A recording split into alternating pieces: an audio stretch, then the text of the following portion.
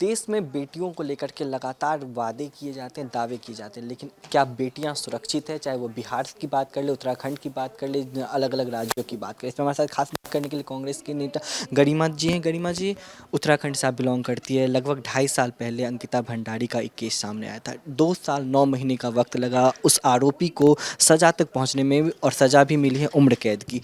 कैसे आप इसको देखें? नहीं, स्वागत है। स्वागत हम इसलिए कर रहे हैं क्योंकि न्यायपालिका का तो हम कांग्रेस के लोग हमेशा सम्मान करते हैं। न्यायपालिका के अवमानना की या उनके स्वागत के इतर जाने की तो हम सपने में भी नहीं सोच सकते। तो न्यायपालिका ने जो फैसला दिया है वो उन्होंने उन्हीं तथ्यों और सबूतों के आधार पर दिया जो उनके सामने प्रस्तुत हुए। तो सीधी और सिंपल बात है कि उनकी कोई गलती नहीं है। लेकिन हम लोग जो पहले दिन से इस प्रकरण को देख रहे हैं, इस हैवानियत भरे घटनाक्रम को देख रहे हैं, हमें पता है कि और भी सबूत हैं जो नष्ट कर दिए गए, ध्वस्त कर दिए गए एक सुनियोजित रणनीति के तहत, षड्यंत्र के तहत, क्योंकि वीआईपी को बचाना था। वीआईपी, हमारी आशंका है कि वीआईपी सफेदपोश है और सत्तारूढ़ दल से संबंधित है। इसलिए क्योंकि पत्र लिख के अंकिता के पिता ने ये बात कही है मुख्यमंत्री धामी जी को कि हमने जब पूरी चैट पढ़ी है तो हमारे ये समझ में आ रहा है कि उसका संबंध आपके दल से है, और उन्होंने तो नाम ले लिया है सीधे सीधे उसका वीआईपी का। तो ऐसे में देखिए, पहले दिन से उस वीआईपी को बचाने के पीछे पूरी सरकार लाभबद्ध हो गई। पहले तो रेवेन्यू और हमारी रेगुलर पुलिस है वो जो है शटल कॉर्क की तरह, फुटबॉल की तरह मामला उछालते रहे एक दूसरे के बीच में, और इसके बाद एक बड़ी बहस वहाँ छिड़ी उत्तराखंड में कि रेवेन्यू पुलिस का कोई रेलेवेंस है भी या नहीं है, क्योंकि मामला डिले हुआ रेवेन्यू पुलिस के पास जाके। पटवारी ने जिस तरह से, आप देखिए, 2 बार अंकिता के पिता को बेरंग लौटा दिया, उनकी लापता बेटी की रिपोर्ट ही दर्ज नहीं कराई। तो कहीं ना कहीं ऊपर से था ना इशारा। दर्जाधारी मंत्री है जिसका रिजॉर्ट है जहां ये पूरा हत्याकांड ने अंजाम लिया, विनोद आर्या भाजपा के दर्जाधारी मंत्री रहे हैं, उनका बेटा इसमें मुख्य आरोपी है पुलकित आर्या।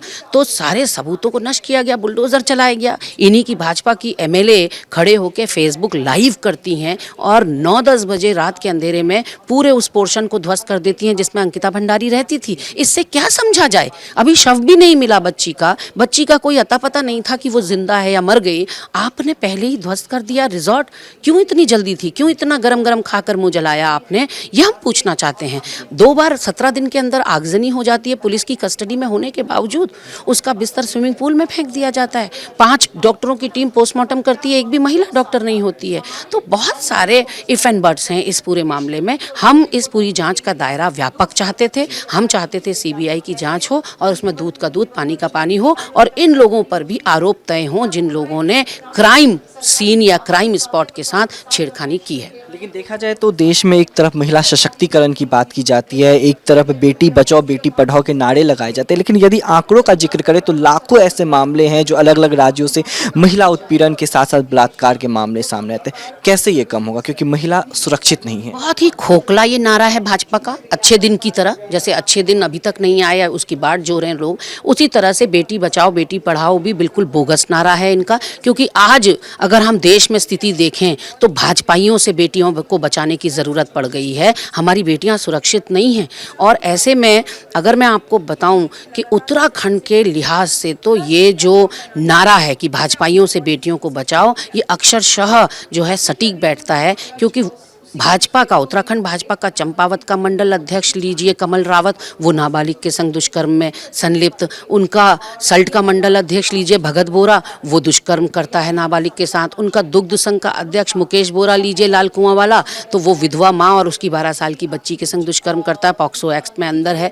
उसके अलावा बहादुराबाद में, हरिद्वार के बहादुराबाद का ओबीसी प्रकोष्ठ का इनका सदस्य है आदित्य राज सैनी, 13 साल की बच्ची के संग गैंगरेप और उसकी निर्मम हत्या। उसके बाद इनका रुद्रपुर का पार्षद है वार्ड नंबर 6 से शिव कुमार गंगवार, वो होली के दिन, इसी होली के दिन 2 महिलाओं के साथ सेक्सुअली उनको मॉलेस्ट करता है, उसमें से एक नाबालिग है। अगर हम पीछे जाएं तो इनका संगठन महामंत्री संजय कुमार तो झंडे गाड़ चुका है उत्तराखंड में अपने। अगर हम इनके महानगर अध्यक्ष तत्कालीन 2018-19 में जो रहे हैं देहरादून के महानगर अध्यक्ष विनय गोयल की बात करें तो वो पीड़िताओं से कहते हैं, जब पीड़िताएं शिकायत लेके जाती हैं कि हमारे साथ दल में फलाना व्यक्ति ने यौन उत्पीड़न किया, किया तो वो कहते हैं प्रचारकों की भी अपनी नीड होती है, शारीरिक नीड होती है। तो यदि यही सब सुनना है तो छोड़िए ना महिला सशक्तिकरण का ये ढोंग है लिटरली। इसलिए क्योंकि हमने देखा है भाजपा से संबंधित या भाजपा का संलिप्त कोई व्यक्ति यदि किसी अपराध में होता है, भाजपा अपने सारे घोड़े खोल देती है उसको बचाने के लिए। विजय शाह के केस में देखिए,